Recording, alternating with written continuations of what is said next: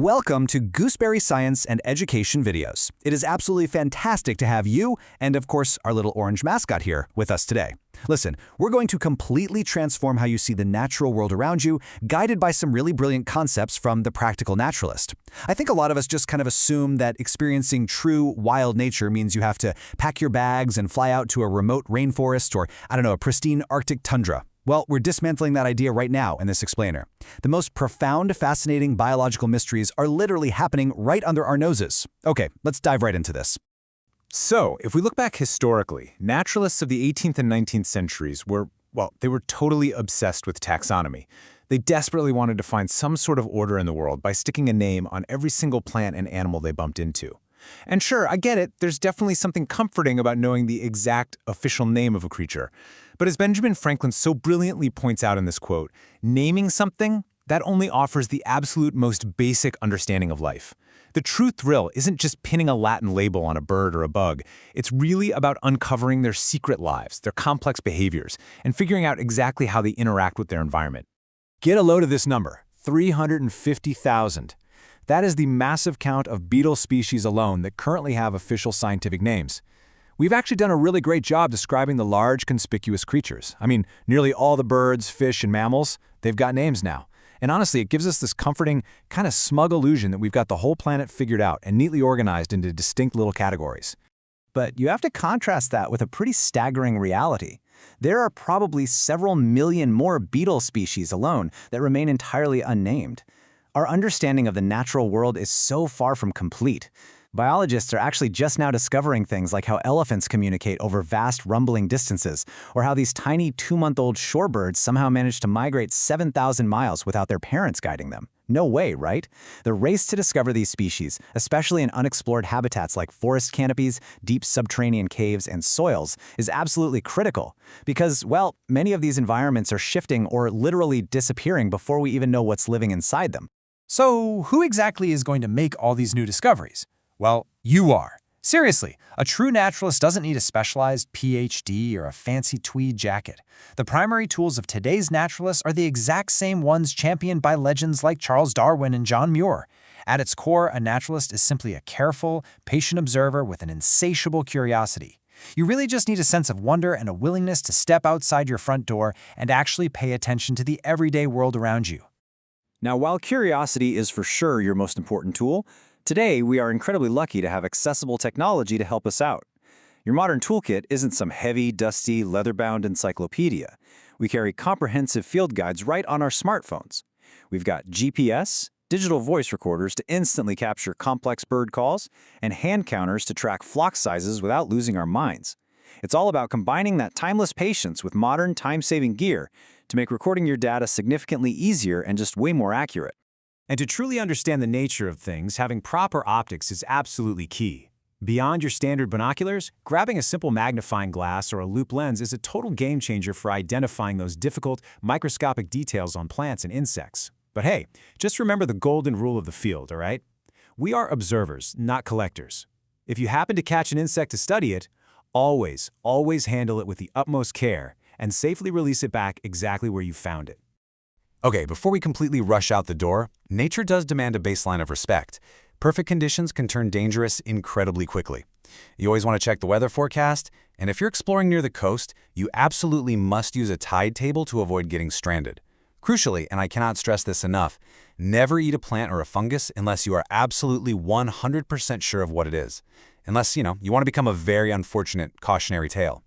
Carry a flashlight, pack a basic first aid kit, and just tell someone where you're heading. A little safety just ensures you get to go out observing again tomorrow. Now, don't get me wrong, watching a cheetah sprint across the screen in a high-budget TV documentary is super fun, but it's ultimately passive. The most formative and rewarding encounters actually happen right in your own backyard. Watching spiders meticulously weave a web or seeing ants navigate the complex terrain of your patio in real time. It lets you identify the species that actually share your immediate community. You can relate to their daily lives, feel the actual temperature of the environment they're surviving in, and establish a genuine, personal affinity with nature that a television simply cannot provide. When we zoom in on the micro scale, the everyday world becomes almost alien and just incredibly beautiful. Take a really close look at a common bumblebee. Even our homes and local parks have their own totally unique fauna, ladybugs, bees, little jumping spiders. When you actually take the time to observe their intricate anatomy and stunning details through a magnifying lens, you start to appreciate a level of complexity that most of us just walk right past on our way to the car. And you know, it's not just the insects that surprise us. The absolute simplest objects hold immense biological mysteries. Even a single fallen autumn leaf or a cup of your kitchen compost is just teeming with activity. If you set up a basic light bulb trap over some soil, you will be astounded by the sheer volume of tiny animals thriving right there on your kitchen counter. Life is fiercely resilient everywhere, from the cracks in the local sidewalk to the garden soil, and it's all just waiting to be patiently observed. Expanding outward a bit, start to notice the massive contrast between local habitats.